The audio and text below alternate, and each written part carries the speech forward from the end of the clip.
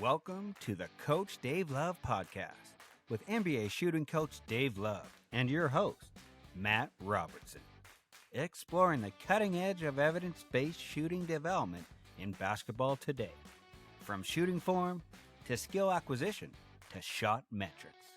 This is the Coach Dave Love podcast.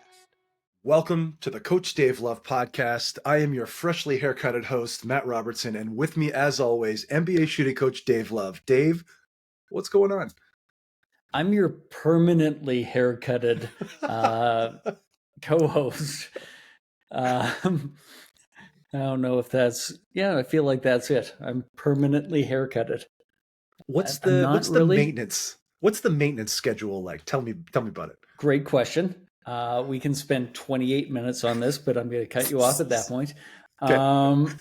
I in the shower with soap every fifth day or so, and so I'll let it go out to, like, I don't want to shave my head every day.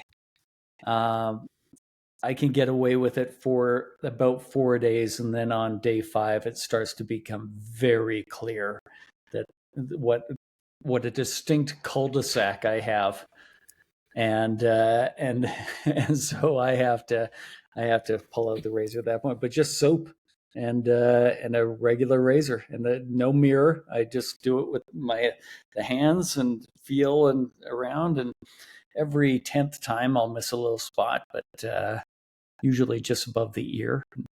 Yeah, that's the system. It's an art form, and I'll tell you, not that you can tell from the video, but I'm not all that far away from joining you. And I keep telling my barber, just let me know when it's time. No questions asked, no hurt feelings. Just let me know. But it's not today. It's not yet. So I'm hanging in there. When it is time, will you shave or will you buzz cut? We'll see. I have an odd shaped head underneath this, so we'll see how it goes. All right. Excellent. Now we got it in just under 28 minutes. So perfect. Record concision. Dave, you had a vacation recently. Tell me about that. Yeah, little mini family trip to the interior of British Columbia. We usually go to a town called Kelowna, where it seems to always be 85, 90 degrees and sunny. It was cooler this trip. We weren't in Kelowna itself. We were in the town, or just outside the town, just south of that, called Penticton. And lots of ice cream consumed, and some walk/hikes and that sort of thing. I have an ice cream question for you. Previous listeners of the pod, it's a real deep cut, but you and your family do odd ice cream flavors. I don't want to talk about that. Dave, tell me about your go-to ice cream flavor. I have one, and I rarely go off script, and I get teased in my family. But I have a strong look. Do you have a go-to flavor yourself? Mm-hmm. Mine is tiger. Ooh. Or tiger, as some people call it. And so I love orange and black licorice. Mm-hmm. And you either love it or you don't. And I love it. And then everybody will tease me and start to say, like, you never get anything different. And I say, well, we have ice cream 4 times on this vacation, and then 2 other times throughout the year. So, like, I have ice cream 6 times a year. There's no other place for me to get the tiger combination in anything. The only option is tiger ice cream. And so when we do ice cream and there's the option to get tiger, which there usually is, that's my go-to. What's yours? I just want to note, I do love black licorice. I'm the 2% who is a 65-year-old man as a young man. I love black licorice, so that sounds delightful. Never had it. I'm sure 80% of the people are like, that sounds terrible. Not this guy. However, my go-to is peanut butter fudge crackle, or sometimes it's different. Sometimes it's peanut butter fudge crunch. And if that's not on the menu, just if the word peanut butter isn't the words peanut butter are involved, I'm in. Have the money and just go to that section of the freezer every time. Really? Yeah. I see. I find So I love caramel. If there's a dessert that has caramel in it, that's what I'm getting. And we went to the local milkshake shop with my daughter one time, and she got the caramel milkshake, and it was delicious for about the first 5 sips, and then was aggressively too much after that. And I feel like peanut butter is that on steroids. That I love peanut butter, but I couldn't do a peanut butter ice cream. It would just be like when you bite into the hamburger and you get the pickle, and all you taste is the pickle. That's where I feel like peanut butter takes it. I don't want to spend too much more time, but I will say peanut butter fudge crackle is ribbons of peanut butter and ribbons of fudge with vanilla ice cream. And then the crackle part is like a little chocolate rod. And so the ribbons are a nice peanut butter ratio for the rest of the ice cream. I'll need to try this, because I feel like if you get like just a molecule of peanut butter, it just dominates the other flavor. Like peanut butter is the in its prime Mike Tyson of flavors. It is just kicking the doo-doo out of all the other flavors. Like vanilla, coconut, peanut butter are alpha flavors that just dominate the conversation whenever they're involved, I feel. You think vanilla dominates? No. Coconut. Did I say vanilla? I meant lemon. I have a child. I apologize. I don't know if you did. I think you did. Somebody will go back and hit the rewind button. But I get angry at people who think that vanilla is not a flavor. I love vanilla. I could eat. So good. Yeah. All right. We've covered it all. Good. Talk to you later, Matt. Yeah. Thanks for coming out. If you're still with us, the topic Hopefully for today. You know by now that we ramble for 8 minutes, or in the case of the previous episode, a solid 18. But I feel like there's usable information in there, and then we get going. So the topic for today is basically this is a funny segue, because like we're not talking basketball anymore. We're not even talking drills anymore, Dave. Like we're just freestyling out here. So the title of the pod today is I Don't Do Drills Anymore. Dave, that it hurts my brain to think about this. What do you mean? What are you talking about? Well, it's and I think I alluded to this maybe in the last podcast or a couple ago, that why I haven't been posting on social media as much anymore is like the way that I'm coaching isn't conducive to that environment, and so I just don't.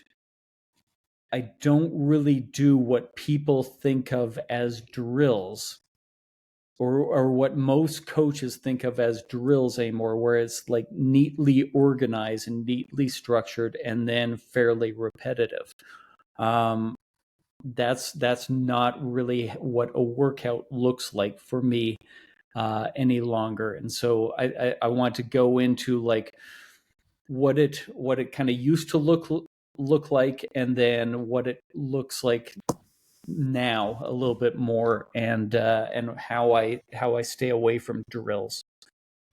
I appreciate this, because when I read the title, it seems very clickbaity in itself. However, this is not just a thing that you say. This is actually something that you practice. So I think that's kind of what makes it a little different. So in your experience previously, what did workouts used to look like? Yeah, they would have been extremely neat, extremely linear, and what appears to be very well organized. And so I've moved away from that, and I hope that some people that might be new to the podcast or unfamiliar with skill acquisitions ideas say, like, you moved away from organized, like you moved away from linear and neat, like why? And the simple answer is the game is chaotic.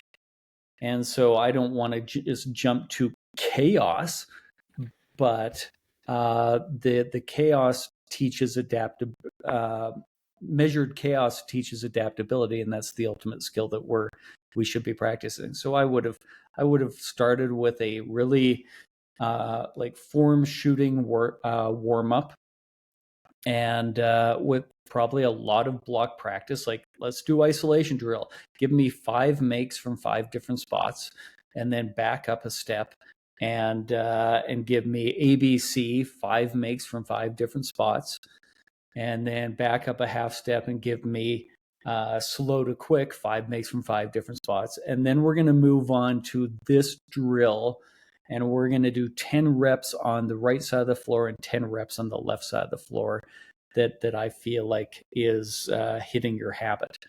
And it would have been just like really neat, and the player would almost be able to go into robot mode of, okay, I do 10 over here, and then I go and do the same 10 over on the other side, mirror image. Yep, cool, all right. And very little thought would be going through the player's brain, and very little adjustment between reps.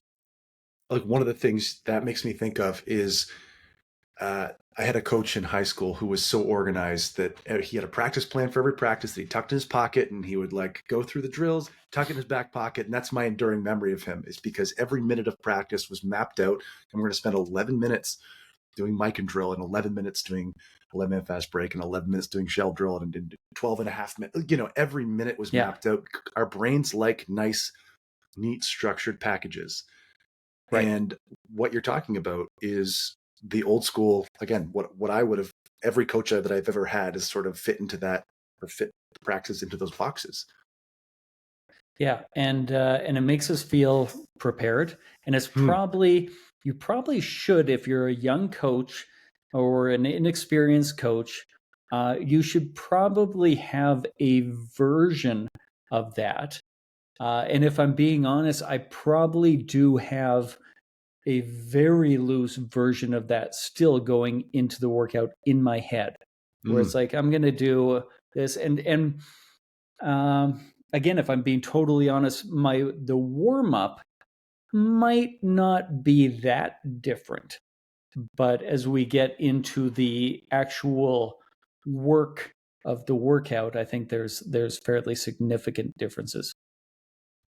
When you ask the question, what is the purpose of this? I mean, that's the thought that I go to, of like, you're doing the warm up, and then every part of your practice is, what's the purpose of this? And it has specific purpose. There's no wasted time or dead brain time involved. Yeah. And I think I was pretty good at that from the beginning. Like, I realized very early on in my coaching career, with the third workout with the first player, like, there's got to be, I can't just be doing drills and hope that the drill is teaching the player something. I've got to develop the skill. I didn't have it yet, but I've got to develop the skill of knowing what habit I'm working on, and what drills help to build those habits, rather than just kind of, here's the drills that I do, which I think is where a lot of people start. Like, I've got these 5 drills, and my workouts are all the same drills, and the drills hopefully teach the habits. So for you as a shooting coach, can you talk about kind of the hierarchy and how much time that you have? Because this is also reflective of that too, right? Every minute has to be focused, because in the hierarchy of things, even though the skill you're working on is maybe the most important skill in the game of basketball, well, we got to work on our defensive structure, and we got to work on our offensive sets, and we got to, it's deemed to be lower in the hierarchy from a time perspective. Yeah. In the off season, I have a lot of time. Like, it's not hard to get half an hour, 45 minutes with a player. And sometimes a couple times a day. So you get plenty of time in the off season if you do things right. In season, much more challenging for the exact reasons that you've listed. Like, there are so many other priorities that also need attention. And so in season I might get on a consistent basis 15 minutes, half an hour a day with each player. Sometimes it might be a little bit less than that. Like it might be that day you get 5 minutes, and so there are time constraints, and they'll vary from player to player. But that's kind of what that would look like. And man, talk about having to get the best bang for your buck, the best return on investment for your time, because you don't have any time, literally zero time to waste. Right, and so the luxury is the players are not brand new.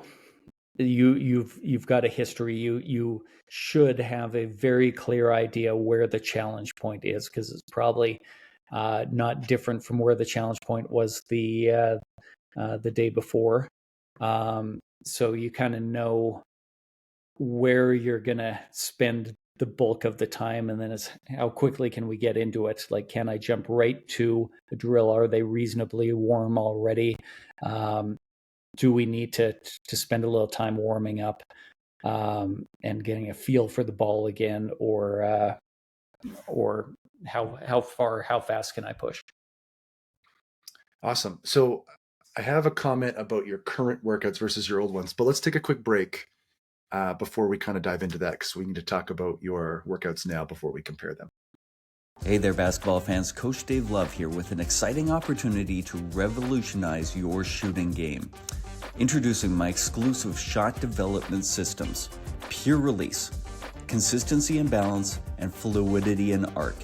Each system is designed to target key aspects of your shooting technique, transforming you into a more effective player on the court.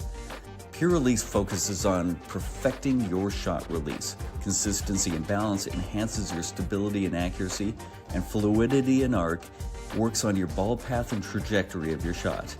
Find out the drills and progressions that I use with my NBA players to improve these important habits. Can't decide which one to choose? No worries, grab the bundle and get all three systems at a fantastic value. It's a complete package to elevate every part of your shooting game. And there's a special deal for all my podcast listeners. Use the promo code PODCAST20 at checkout to save 20% on any of the shot development systems. Don't miss this chance to train like the pros. Visit CoachDaveLove.com/store and take your first step towards shooting success. That's CoachDaveLove.com/store. And welcome back. Coach Dave, this is an after timeout. We're going to put 24 up on the thought clock. Please give us a look at what we talked about in the last segment.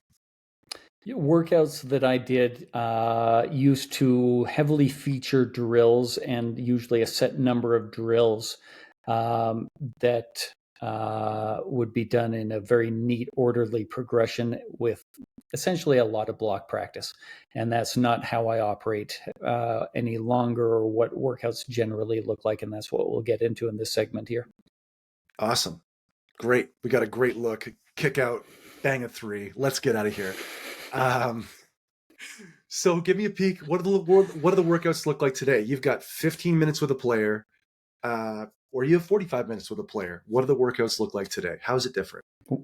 Well, we know what the habit that we're working on, and I make sure to ask guided questions just to reinforce that, to ask the player's opinion of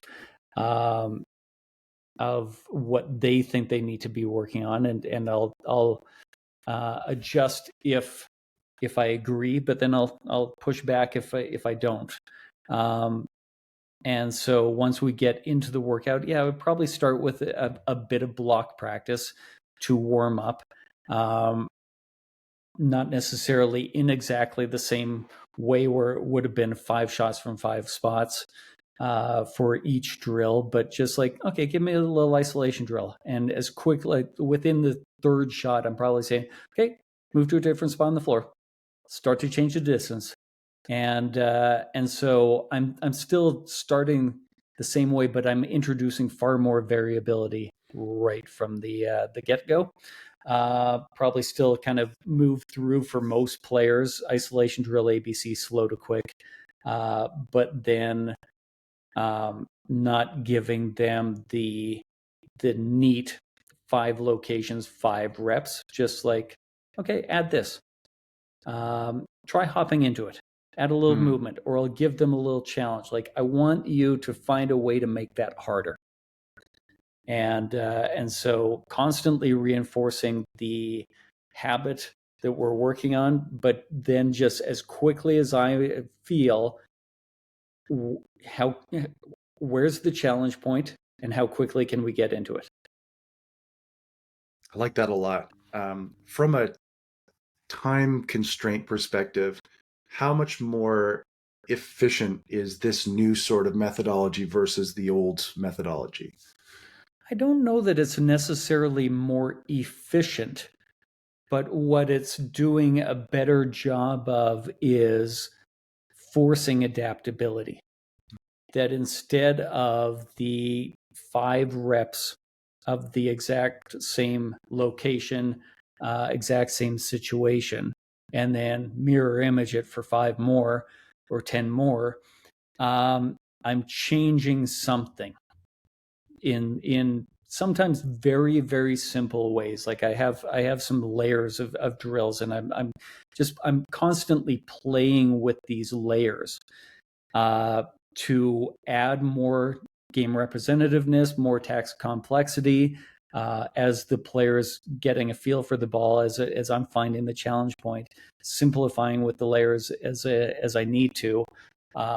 So I don't know that it's necessarily more efficient, but they're getting an appropriate dose of the chaos far more regularly.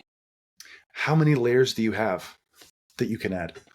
I have 7 different layers, and this is something, because I know what you're going to ask. Tell me what the layers are. Yeah, and please. This is something I'm gonna keep this one a little close to the vest, and I'm because these are unique to me. You'll learn them at my camps. You'll learn them at my my coaching clinics. As soon as I put this out, we're going to have a bunch of people copying them. And I part of me loves that idea, but for the people that I mentor, I discourage them from copying me. You're not me. And so you can take the idea of my 7 layers, but find what's your version of that. And so here's what I will give the people is just think about the things that happen in a game that make situations more challenging. And when you realize, oh, this makes it more challenging, well, that's a layer. So I'll give you one. Speed is a layer. You want to make something easier, slow down.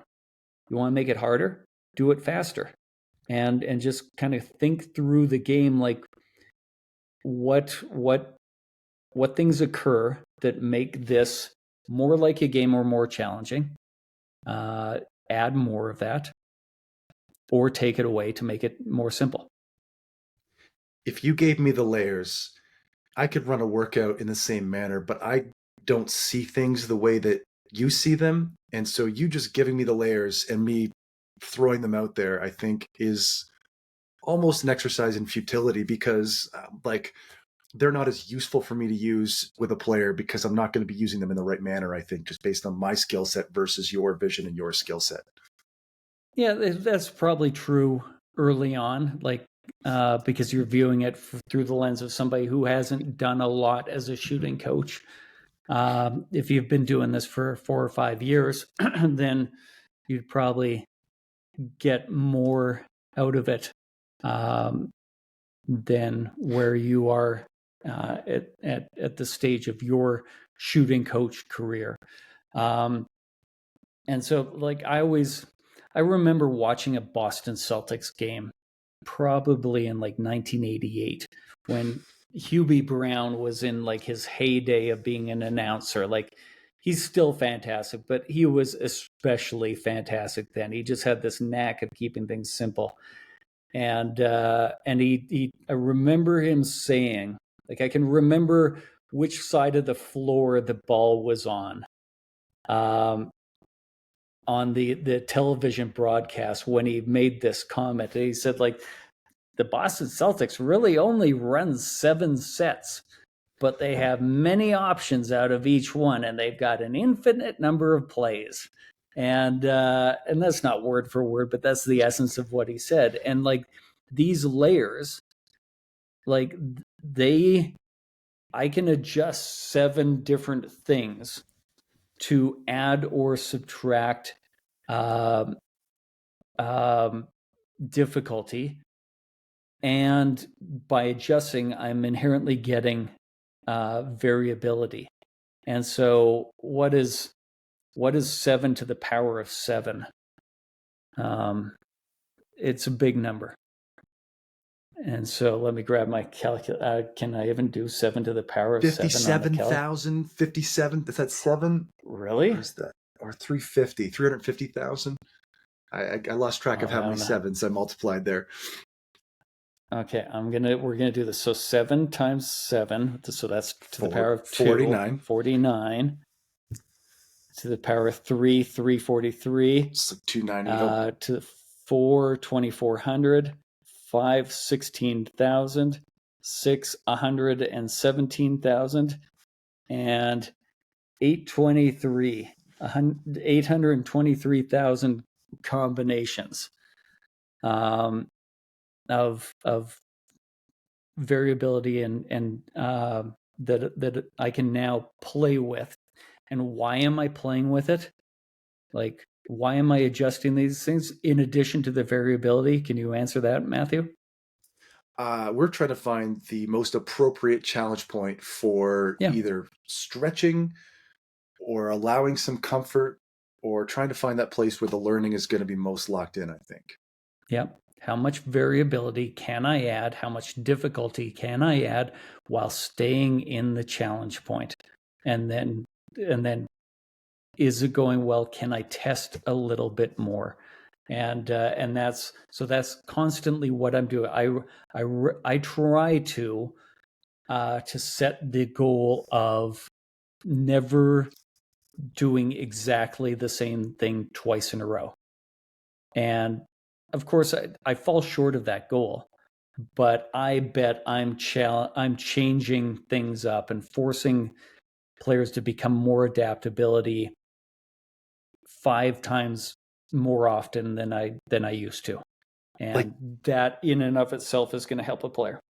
Like Dave, I'm going to blow smoke just for a second, because this is one of the reasons why you are a marvel. And I mean that with all sincerity, because you're doing a workout, you're adjusting all these layers through the form shooting drills you're doing and the work that you're doing.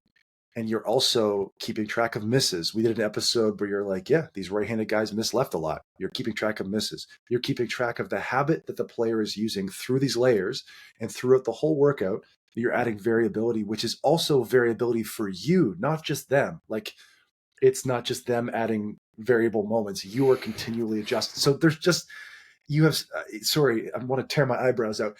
There's 17 things you're keeping track of.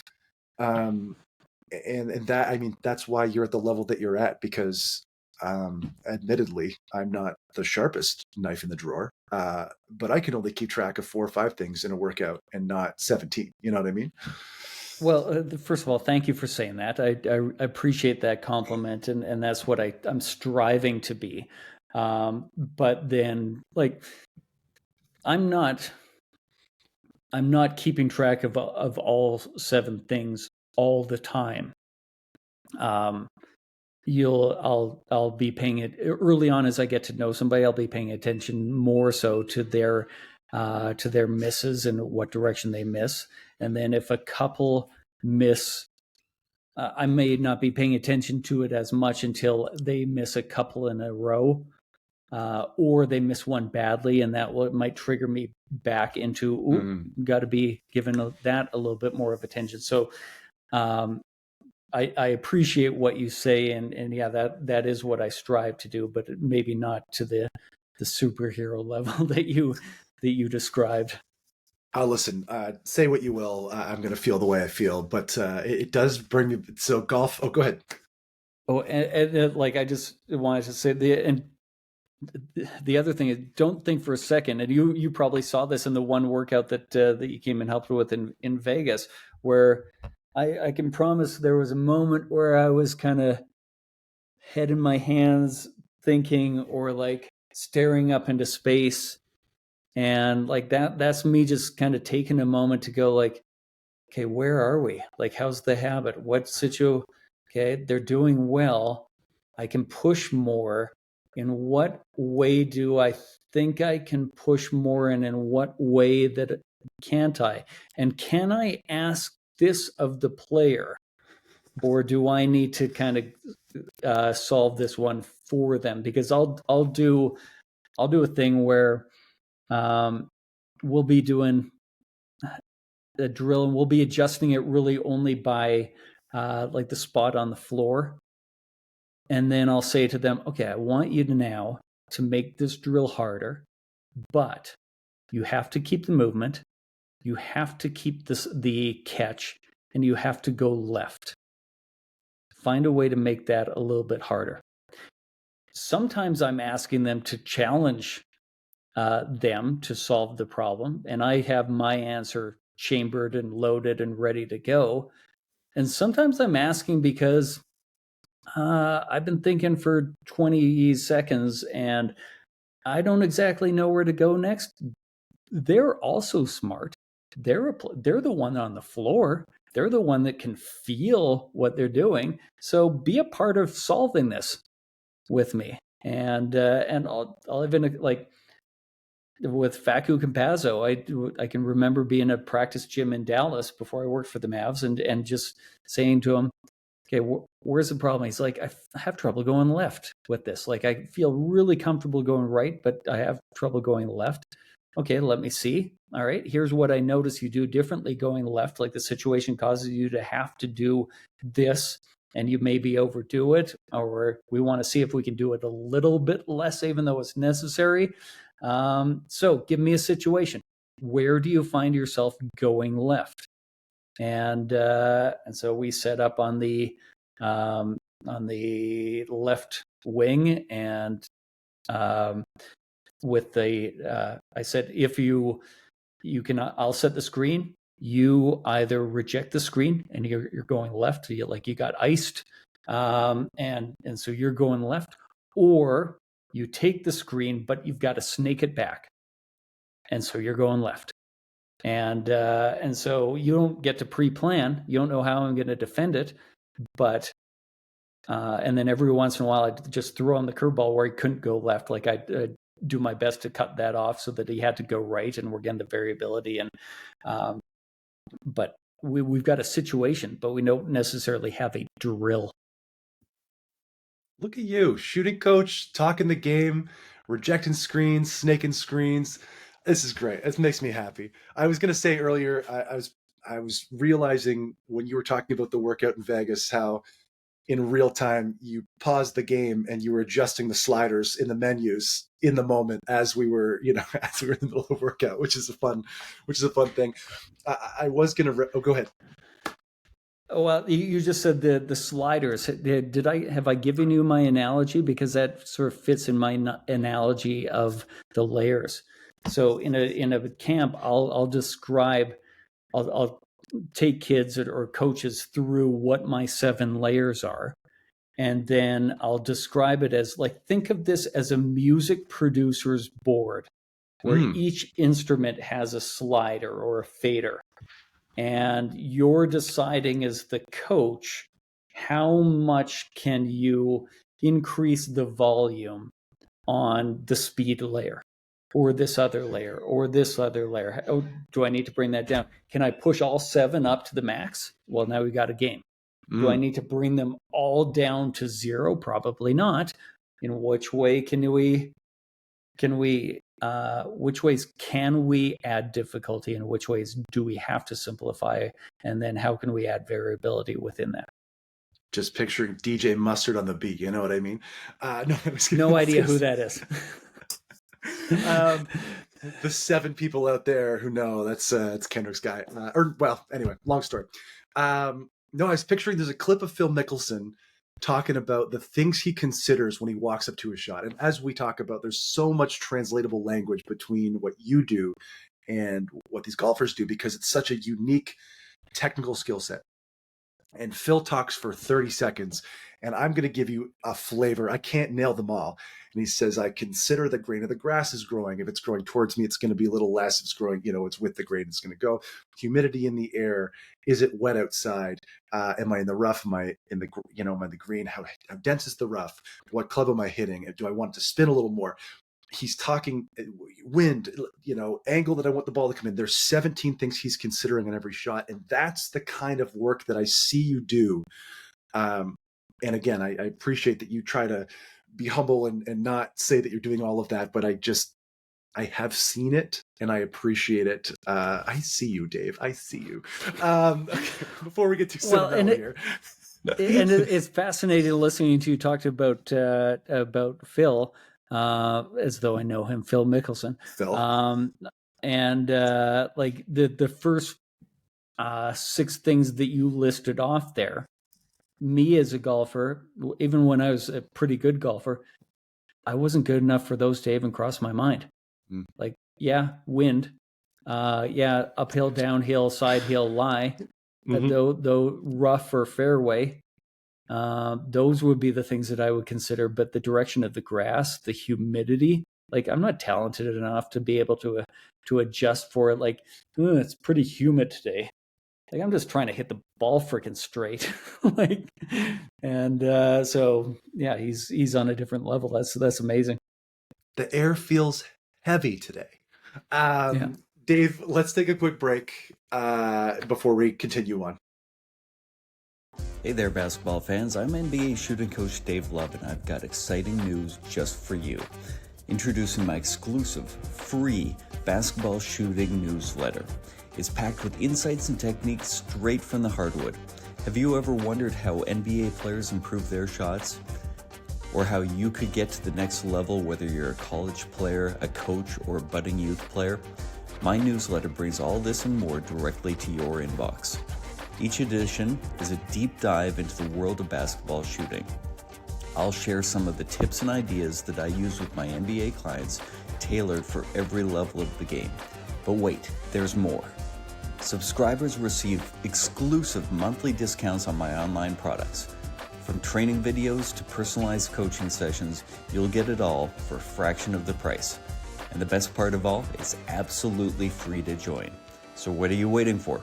Elevate your game and join a community of passionate players and coaches from around the globe. Signing up is easy. Just visit CoachDaveLove.com. All right, Dave, welcome back. This is an after timeout. We're going to put 24 up on the thought clock. I need you to give me the concise rundown of what we just talked about. Rather than doing neat, organized drills, identify the habit that you're working on, and then adjust the level of difficulty, which I do with my 7 layers. I shared that one of them is speed. Just think of what things you can adjust to make the drill more like a game. And by doing that, I really have, as we discovered, approximately 823,000 little variations of drills, but none of them are the same drill. And so not the neatest timeout or after timeout, but there it is. That is a lot of variations. Listen, we ran a little single double. We hit the curler coming through for a little floater. This is great. I really appreciate that. Okay, Dave. So we talked about adding variability and challenge point in your non-drill drills or in your non-sort of structured setting. Put it in game context for me. What's that look like? Well, you identify the habit, and like Faku and I did, I think that's probably the best example where, like, okay, we know the habit that we're working on, that I don't want to share what his was necessarily, but there was a biomechanical thing that going left forced him to have to do that he kind of overcooked accidentally, or we wanted to see if we could not overcook it. And so, okay, there's the habit. In what kind of a situation does this get magnified? And and then we're putting it into a game context. So it started off with the challenge point became, now it's just in a game context, as opposed to we started off with a drill. Last step, you're just going left. Start facing with the rim, and then we got a left-hand dribble on a 45-degree angle, and you got to square up and shoot. That's probably where we started. Then we went to the game context of, okay, in what situations are you forced to go left? And then I'll circle back and say, like, okay, now let's add a reaction or a decision into this. And I'll usually start with an either or decision where you just have two options. If you see this, then you have to, then you're going to try and expose it that way. Like if I jump too much to your right hip, then yeah, you're going left. If I'm able to square you up a little bit, then you may need to go right, but I want you to come back left. And so he's got a reaction based on how he's being guarded in a game context while working on a habit, as opposed to just drill that lacks any game context or a game context drill that lacks any habit.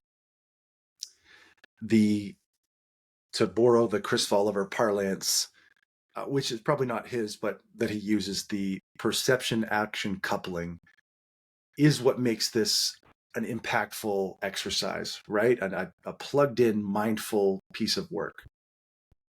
Yeah, that I don't know who came up with is that a Nikolai Bernstein? No, he's repetition without repetition. I know. Pardon? Rob Gray. Have we not talked repetition without repetition? No. Or Nikolai Bernstein? Oh, okay. Well, that make a note. Grab your little cellular device, and like that's probably something we should have discussed by now on its own episode of the podcast. But Rob Gray is the contemporary guy that I think of for the idea of perception action coupling, because his podcast is the Perception Action Podcast. And sure. Check it out. Be prepared. If you're new to skill acquisition, buckle up, because I'm very selective of my episodes that I'll listen to, because so much of it will go over my head. And I feel like I've worked hard over the last 5 years to get pretty good at this, but he's the expert of experts in this. And a lot of things that I go, oh, I don't know that phrase. And but with every listen, you get a little bit more of a tool, and then you go, okay, oh, I need to learn about this. Where are the episodes of his that have that in the title, and learn those, and then you pick up a couple more phrases that you think you sort of understand. But so it's a process. When these skill acquisition guys are talking about these concepts, what's the sort of the backdrop? Are they talking about basketball specifically, athletics specifically, or are they talking about any realm of life?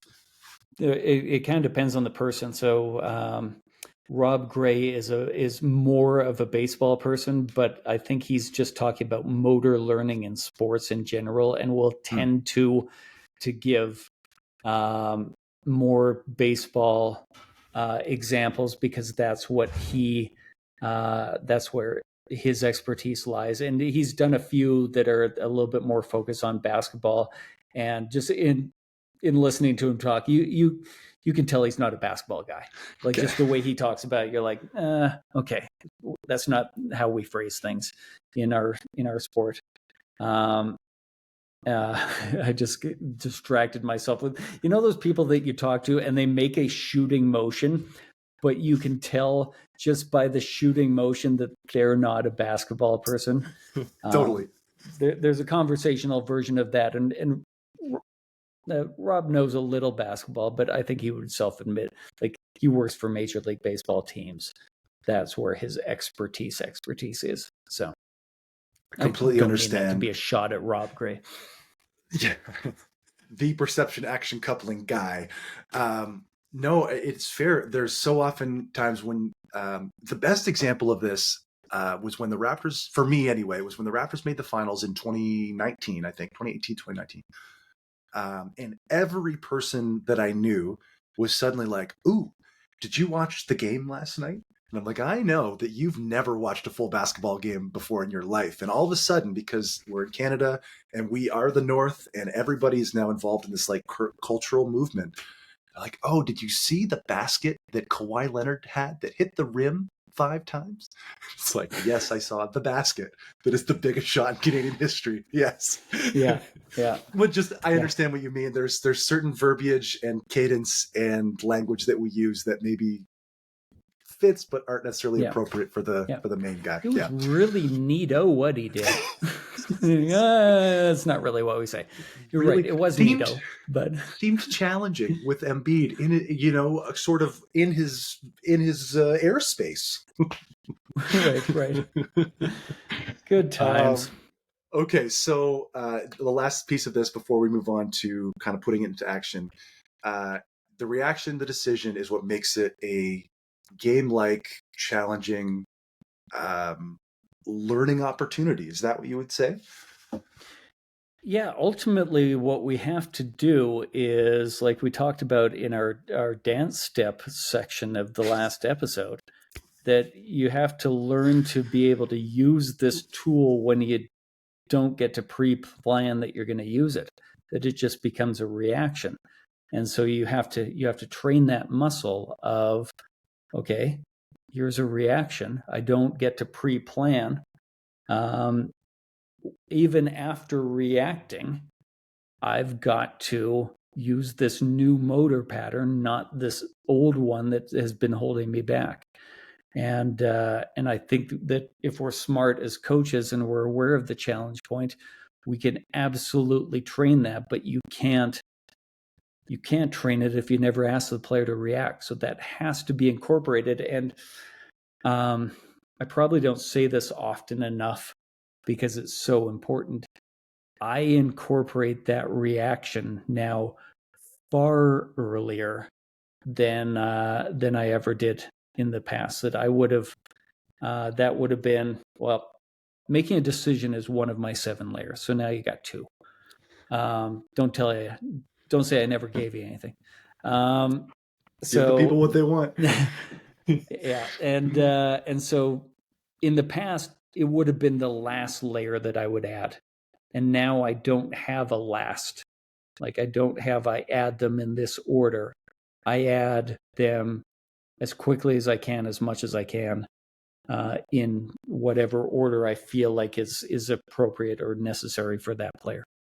It is the way that we have taught. So if you're talking about your own personal pedagogy, which early in the podcast we talked about pedagogy a bunch, we teach a skill and then we practice the skill and then we put it into action. And so you block practice the snot out of this one thing and then you put the decision in because we've got the first part down. That is the classic. That's the classic way that I learned in school on the basketball court. And what you're talking about is not breaking the mold, but this is the data-driven way that we should be teaching our athletes. Yeah. And so if you're looking for the Rob Gray episode of his podcast, and you're not sure, I don't really understand what Matt just said, because that was pretty nuanced what you described. Look for non-linear pedagogy. And if you can find an episode that has that in the title, that will probably be a great read. That we've now, people don't learn to do A, then move on to B, learn to do B, master B, move on to C. They don't learn like that. We need to learn in a non-linear fashion where you introduce C. And for me, it probably appears somewhat linear, but I'm introducing C way earlier on than I ever did, and circling back to A and B when I need to. I appreciate what you said about me saying something nuanced, because that doesn't happen very often. However, for new listeners of the podcast, you need to know, like Dave and I have a long-standing relationship outside of the podcast. However, most of our communication these days, we text a bunch and then we do the podcast. We don't talk all that often on the phone because we get all this time in person doing the pod. So all the things that I've just said just now, I've learned through the past 20 odd episodes, 21, 22 episodes that we've done, like 20, 24, 20. Yeah, we're up at like, this will be like 28, yeah. I think. Gracious. But all the learning that's taken place for me has been sort of, I mean, if you've been with us since the beginning, you've seen my my learning from day one. So if you're looking to learn more about the things that we're talking about, please go back and listen to the old episodes. There's lots of value to be had in there. And yeah, let's go to one more commercial break, and then we'll talk about putting this in action for coaches out there. Hey basketball fans, Coach Dave Love here with an exclusive offer just for you, my personalized video shot analysis. Imagine having an NBA shooting coach analyze your shooting form, just like I do for the pros. That's exactly what you'll get with my video shot analysis. Here's how it works. You send me a video of your shot and I'll break it down frame by frame. I'll pinpoint your strengths and identify the areas of improvement and give you tailored advice to take your shot to the next level. You'll receive a comprehensive analysis designed just for you. Whether you're a beginner or an aspiring pro, my feedback will help you shoot with confidence and precision. It isn't just feedback, it's a game changer. With my video shot analysis, you're not just practicing, you're evolving, and every single shot counts. Ready to transform your game? Visit CoachDaveLove.com/store to learn more and get started. That's CoachDaveLove.com/store and look for video shot analysis. All right, Dave, welcome back. Last ATO, fourth quarter, minute and a half left to go. We need a bucket. What did we just talk about? Make sure that you incorporate a game context into these non-drill drills. Give a reaction that forces a decision in as much of them as possible, and because we need to have these drills that we're doing represent the game. And now this is not my best ATO, but the practice needs to represent a game, and the game is chaotic. So stop making your workouts so neat and orderly and drill from drill to drill. The importance of the information was heavy, and so we'll forgive a little bit of stumble, rumble, bumble, Chris Berman through that after timeout, because that is, if you boil down the whole episode into some time frame, like that's some of the most important info that they've gotten here today. So this is the final segment of the podcast, which we're still fighting over what we're going to name it, whether it's the hammer action or the floppy action or the tough actin, tenactin action. But how can the people listening today put this into action for themselves? They don't have your eyes, they don't have your vision, they don't have your 7 layers.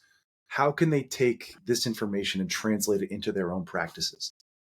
Before you get in the gym, and over the next month, refine your list of layers. Like, what do you feel like you can adjust to make drills more challenging or easier when needed?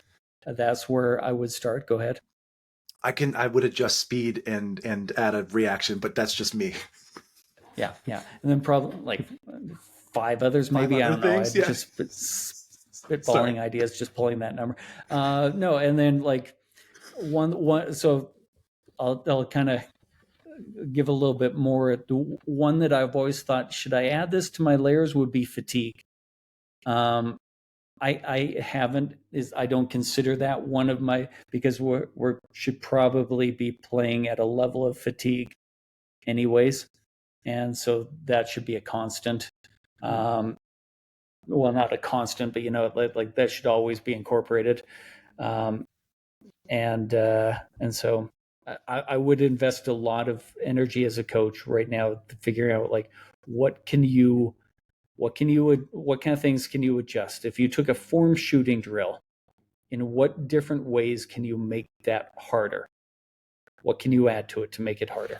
And then when you're actually getting into the gym with a player, you need to know the habit that you believe that they need to be working on. You then need to have an idea of situations that make that habit challenging. And then you need to know what kind of decisions the player will be making in those decisions. And if you're not sure, because I'll fully admit, I'm not great at the like what reads would you be making? I'll ask the player, especially a pro. They know better than me, and quite often the with the guys that I'm working, the decision is: am I open? Should I shoot, or should I drive this and create something for somebody else? Quite often, that's a great default decision, but they know. So I'll just say, here's the situation. What kind of things are you reading? I'm reading where the help side is, like if the nail defender is shaded too far over, if they're coming, or if I can get past the help. Okay, great. So we need a help defender for you to read. Here's your either or decision, Cool. And so that will be kind of the process that I'd follow. That is so. I can use that tomorrow. You know what I mean? Like that is the hammer action. That's the floppy action. That's the tough actin Tinactin action. No, honestly, that'll be the running title. No, but that's very usable, actionable information for anybody out there. If they have two players in a gym of any age, although it helps if they are slightly, with a higher age, higher level player who's going to know the reads they're facing. It's a layup, pun intended, I guess. Yeah, and when in doubt, is it shoot or drive? And then if it's drive, okay, then space to a different spot on the floor, and there's a shot over there, and now you've just made your practice far more variable and more game-like because of it. Coach Dave, always an absolute delight. Anything else you want to add before we wrap up today? I've got clinics in September in Australia. Most of them will be private. I think our schedule is pretty much booked, and but there's one group that we're just kind of waiting on confirmation from. And so, I guess if you're interested, if you're in Australia and you're interested in attending a coach's clinic, just fire me a message on Twitter or Instagram at Coach Dave Love, or on my newsletter, coachdavelove.com. And then just remind people that in the fall, I want to start to do coaches retreats, like a weekend long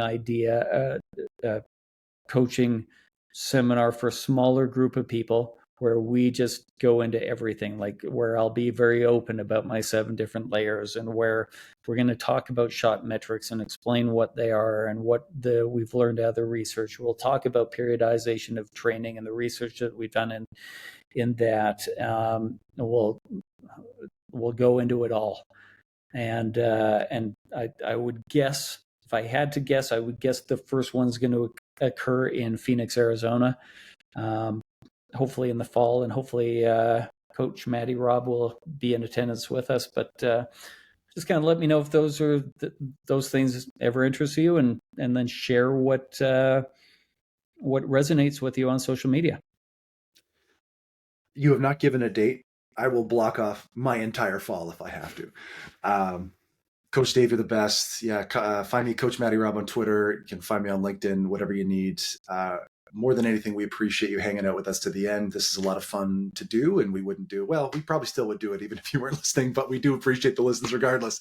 So thanks for coming out. Please rate, review, subscribe, tell a friend. It all really helps. And looking forward to seeing you all next week. Thank you for joining us on today's episode of the Coach Dave Love Podcast. To stay up to date with our future episodes, please remember to hit the subscribe button on your favorite podcast platform. Don't forget to sign up for Coach Love's free shooting newsletter on CoachDaveLove.com, and be sure to follow him on social media. You can find him at Coach Dave Love.